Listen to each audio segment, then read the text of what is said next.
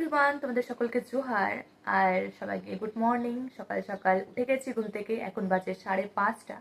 আর 5টাতে আমাকে ফোন করেছে আমার স্টুডেন্টের মা, আর ফোন করে আমাকে বলছে যে আজকে যেতে হবে ওর বাড়িতে টিউশন পড়াতে।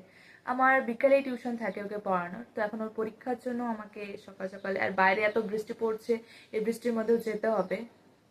তো দেখি নিজেকে প্রেস করতে হবে। টিউশন যাওয়ার জন্য বেরিয়ে পড়লাম। বৃষ্টি পড়ছে হালকা হালকা, তবু কি করার, যেতেই হবে। স্টুডেন্ট অপেক্ষা করছে আমার জন্য, যেহেতু আজকের পরীক্ষা আছে তো যেতেই হবে আমাকে। আর সত্যি মেঘের জন্য মনেই হচ্ছে না যে এখন 6:30 বাজে। এতদিনে তো এর আগে যখন বৃষ্টি হচ্ছিল না তখন তো রোদ হয়ে যাচ্ছিল, তো এখন মেঘের কারণে পুরো রোদও কিছুই হচ্ছে না। পুরো সামনের জায়গাটা দেখো, অন্ধকার অন্ধকার লাগছিল, মনে হচ্ছে বিকালের সময়টা। এই সকালের মুহূর্তটাকে মনে হচ্ছে বিকালের সময়। সূর্য এখনো উঠেছে কিন্তু মেঘের কারণে রোদ হচ্ছে না। আর একটুকের জন্য বাড়ি পৌঁছতে পারলাম না, এত পরিমাণে বৃষ্টিটা শুরু হয়ে গেছে। দেখো কত বৃষ্টি পড়ছে। এই বৃষ্টির জন্য আমি আর যেতে পারছি না, এখানে অপেক্ষা করছি বৃষ্টি থামবে তারপরে বেরোবো।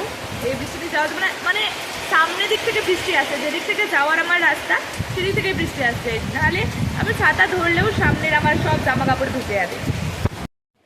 এত বৃষ্টির মধ্যে এত কষ্ট করে টিউশন পড়াতে এসেছি, আর আমার স্টুডেন্টের হাল দেখো।